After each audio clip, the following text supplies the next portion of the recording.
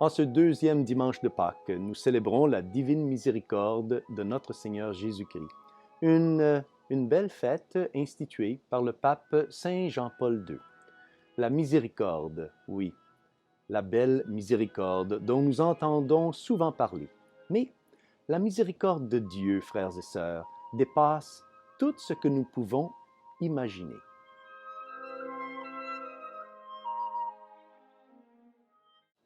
Au nom du Père, et du Fils, et du Saint-Esprit. Amen. Chers frères et sœurs, Salve Maria, et bienvenue au commentaire de l'Évangile pour ce dimanche. La miséricorde. Que signifie vraiment ce mot? Lorsque nous entendons parler de miséricorde, qu'est-ce qui nous vient à l'esprit?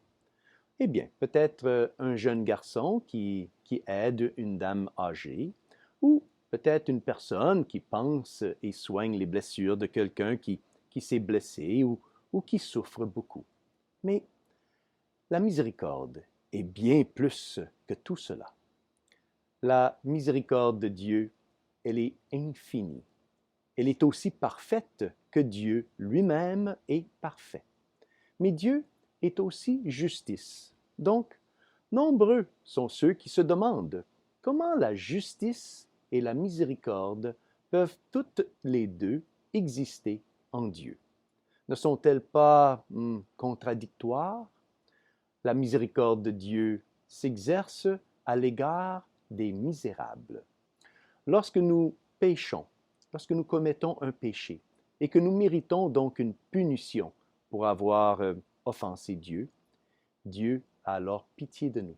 Il n'y a donc aucune contradiction, car c'est Dieu qui est offensé par le péché et Dieu est libre de pardonner l'offense contre lui-même. C'est pourquoi l'Écriture sainte affirme que la miséricorde de Dieu l'emporte toujours sur sa justice. Dans la justice divine, nous méritons, oui, une punition, mais dans sa miséricorde, Dieu nous pardonne. La miséricorde de Dieu est si grande qu'il aime nous pardonner. Comme le Père, dans la parabole du Fils prodigue, il est prêt à accueillir le Fils dès que celui-ci reconnaît qu'il a péché. Dans une de ses révélations, le Sacré-Cœur de Jésus a dit à une mystique espagnole appelée Josefa Menéndez que dans la trahison de Judas, ce qui l'a attristé le plus, c'est que Judas ne lui a pas demandé pardon, ne s'est pas jeté dans ses bras pour lui demander miséricorde. Dieu pardonne à tout le monde. Oui, à tout le monde, sauf à ceux qui rejettent sa miséricorde. Si nous refusons de demander pardon, ou si nous refusons d'abandonner le péché et ne demandons pas l'aide à Dieu pour ainsi nous corriger, ou si nous péchons en attendant que Dieu nous pardonne sans vouloir vraiment changer notre vie, dans tous ces cas, nous abusons de la miséricorde de Dieu. Et alors, nous rejetons sa miséricorde. Nous ne pouvons donc pas attendre de recevoir sa miséricorde. Frères et sœurs, je vous ai donné cette petite explication sur la divine miséricorde parce qu'il y a beaucoup de confusion aujourd'hui autour de ce sujet. Beaucoup croient que la miséricorde de Dieu signifie que Dieu est obligé de tout pardonner. Eh bien non. Si Dieu agissait selon la justice, il pourrait nous envoyer tous en enfer pour un seul péché grave. Tout péché est une offense à la majesté et à la pureté, à la divinité infinie de Dieu. Mais Dieu est miséricordieux et il nous pardonne lorsque nous lui demandons pardon. Nous entendons souvent dire que l'amour de Dieu est inconditionnel. Ah, et ça, c'est bien vrai, tant que nous n'y mettons pas d'obstacle. Dieu pardonnera toujours, à condition que nous voulons être pardonnés. Dieu ne peut pas pardonner à quelqu'un qui ne veut pas être pardonné, qui n'est pas repentant et qui qui ne demandent pas pardon. Vouloir être pardonné signifie aussi que nous sommes au moins prêts ou nous essayons à renoncer au péché. Si nous n'en avons pas la force, alors Dieu est prêt à nous tendre la main et à nous aider. Il est prêt à aller, jusqu'au bout pour notre salut. Frères et sœurs, l'Évangile d'aujourd'hui nous est présenté par Saint Jean, chapitre 20, versets 19 à 31.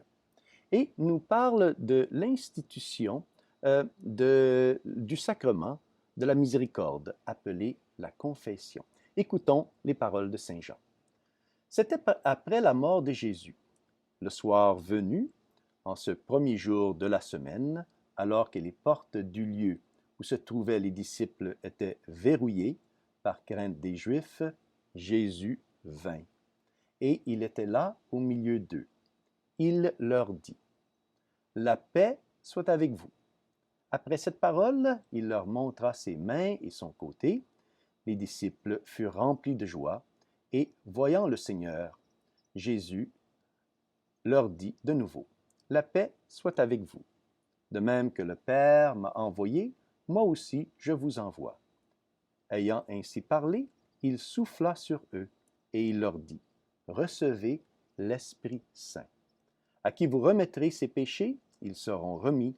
À qui vous maintiendrez ses péchés, ils seront maintenus. » Comme le Père a envoyé Jésus dans le monde, Jésus, lui, envoie ses prêtres dans le monde. Les prêtres sont les ministres de la miséricorde de Dieu.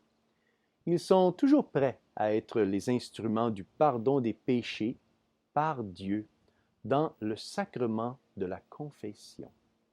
Dans chaque confession, un véritable miracle se produit. Oui, car les portes du ciel sont fermées à une personne qui commet un péché mortel. Mais lorsque cette personne confesse son péché à un prêtre, repentante et déterminée à ne plus pécher, le prêtre lève alors la main et lui donne l'absolution. Il dit: « Et moi, au nom du Père et du Fils et du Saint-Esprit, je vous pardonne tous vos péchés. » À ce moment-là, le prêtre parle in persona Christi. C'est notre Seigneur lui-même qui dit « Je vous pardonne » par l'intermédiaire de la bouche, de la parole du prêtre. Si notre Seigneur lui-même entendait notre confession et nous administrait son pardon ne serait pas différent de celui que nous recevons lorsque nous nous confessons à un prêtre catholique, car c'est le même Seigneur qui pardonne.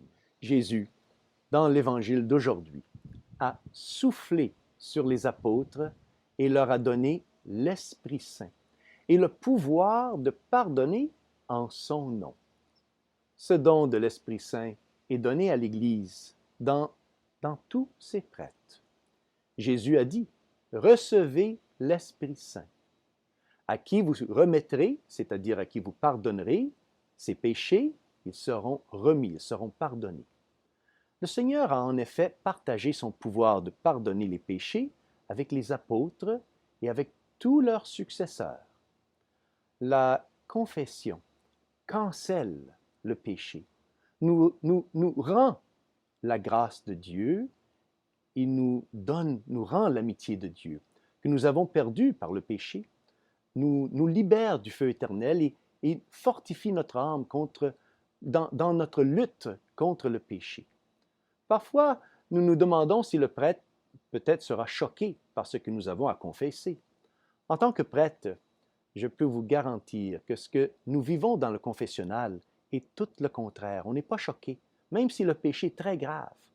Plus le péché confessé est grand et grave, et plus nous, prêtres, nous sommes impressionnés par la miséricorde et par l'amour de Dieu. Et plus nous estimons la personne qui se confesse, qui a eu la force et l'humilité de demander pardon. Le sacerdoce catholique est un véritable miracle du Dieu de la miséricorde. Le prêtre aime pardonner et administrer le pardon de Dieu à la personne qui le lui demande. Maintenant, frères et sœurs, pour terminer cette petite réflexion, j'ai une belle petite histoire à vous raconter. C'était pendant la Révolution française. Comme vous le savez, pendant la Révolution française, il y a eu une grande persécution très violente contre l'Église catholique. Il y avait alors, à ce temps-là, un révolutionnaire, un misérable, qui prenait plaisir à tuer les prêtres. Il se vantait d'avoir tué plus de 30 prêtres de sa propre main en leur tranchant tous la gorge. Eh bien, plusieurs années après la Révolution française, cet homme était devenu âgé, vieux, malade et mourant. Sa femme, qui était bonne et qui était catholique pratiquante, amena un prêtre pour le visiter et pour voir s'il ne se repentirait peut-être pas de ses péchés et se confesserait peut-être pas au prêtre. Lorsque l'homme vit le prêtre entrer, il s'est alors mis en grande colère et a commencé à crier « Si j'étais assez fort pour me lever, je te trancherai la gorge. » Le prêtre lui répondit alors bien calmement « Vous l'avez déjà fait, monsieur, mais Dieu m'a sauvé pour que je puisse moi aussi vous sauver. » Et alors le prêtre baissa alors son col romain pour lui montrer une grande cicatrice qu'il avait sur sa gorge. C'était l'un des prêtres que cet homme avait essayé de tuer. Le prêtre avait survécu miraculeusement cet attentat contre sa vie et il était là pour entendre la confession de cet homme et lui donner le pardon de Dieu. Vous pouvez bien vous imaginer, l'homme fondit alors en larmes et confessa tous ses péchés. Voyez, frères et sœurs, comment Dieu nous aime. Voyez combien Dieu a aimé ce misérable meurtrier sacrilège, qui avait tué les prêtres oints par Dieu lui-même.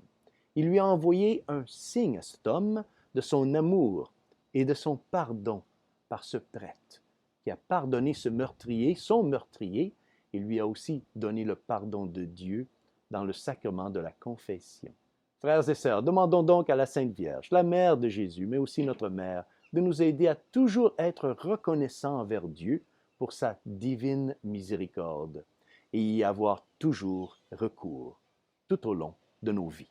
Et que Dieu Tout-Puissant vous bénisse, au nom du Père et du Fils et du Saint-Esprit. Amen. Salve Maria et bon et saint dimanche de la divine miséricorde.